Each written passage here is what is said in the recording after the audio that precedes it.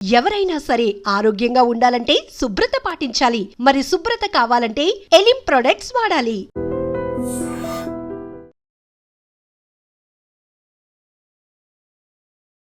నమస్కారం అండి, నా పేరు doctor Rajesh Ukala, consultant physician at Renova hospitals. అయితే మన టాపిక్ ఈరోజు fat and fat related substances అంటే కొలెస్ట్రాల్.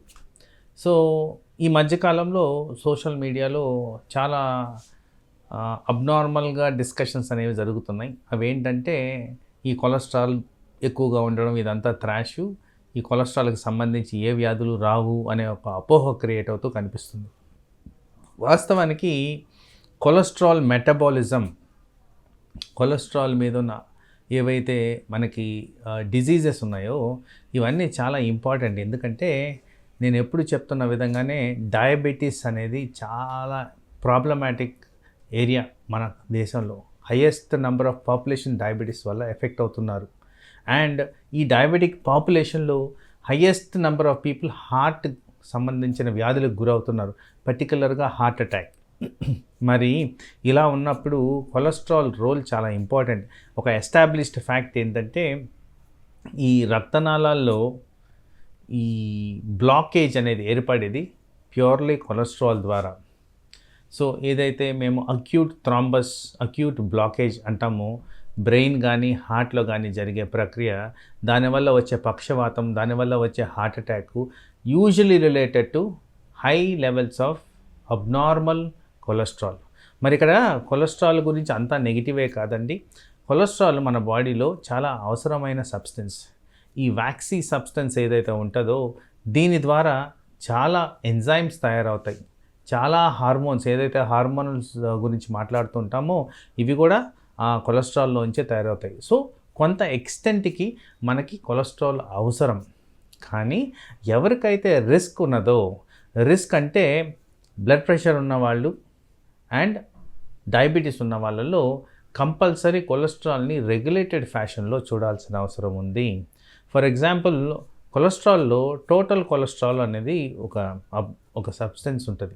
దాన్ని 150 వరకు ఈ రిస్క్ పేషెంట్స్లో మెయింటైన్ చేయడం అనేది ఇంపార్టెంట్.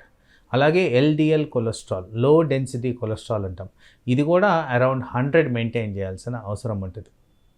తర్వాత గుడ్ కొలెస్ట్రాల్, హెచ్డిఎల్ కొలెస్ట్రాల్ అంటాం, ఇది 40 కన్నా ఎక్కువగా మెయింటైన్ చేయాల్సిన అవసరం ఉంటుంది.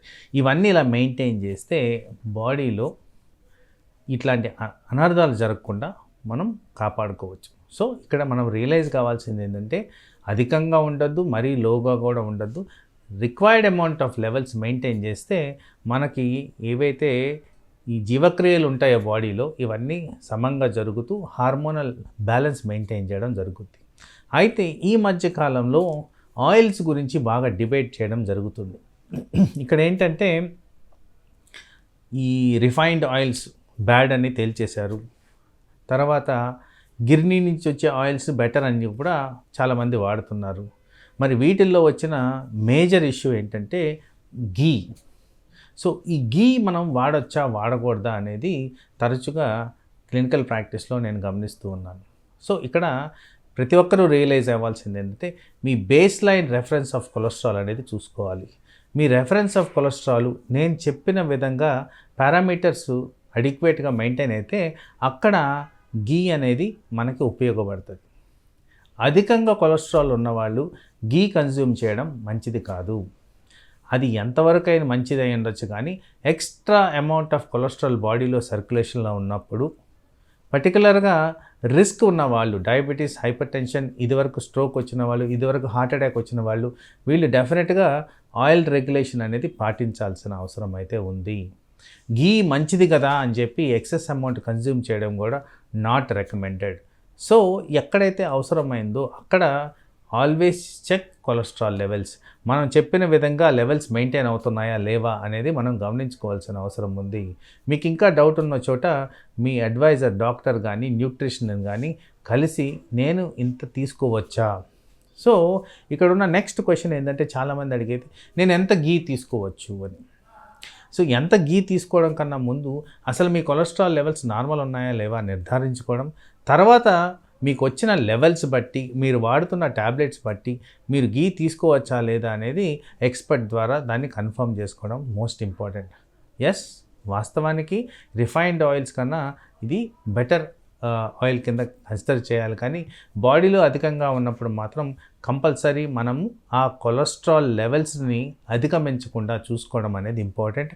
అవసరమైన చోట మనము ట్యాబ్లెట్ని ప్రాపర్గా వాడుతూ ఫ్రీక్వెంట్గా కొలెస్ట్రాల్ని చెక్ చేసుకుంటూ కొలెస్ట్రాల్ ద్వారా వచ్చే అనర్థాలకు గురి కాకుండా, పర్టికులర్గా హార్ట్ అండ్ బ్రెయిన్కి సంబంధించిన వ్యాధులు రాకుండా మనం కాపాడుకోవాల్సిన అవసరం ఉంది. ఇలా చేసిన దానివల్ల గీ బెనిఫిషియల్ ఎఫెక్ట్స్ కూడా మీరు పొందొచ్చు అండ్ అనర్థాలకు రాకుండా కూడా మీరు కాపాడుకోవచ్చు.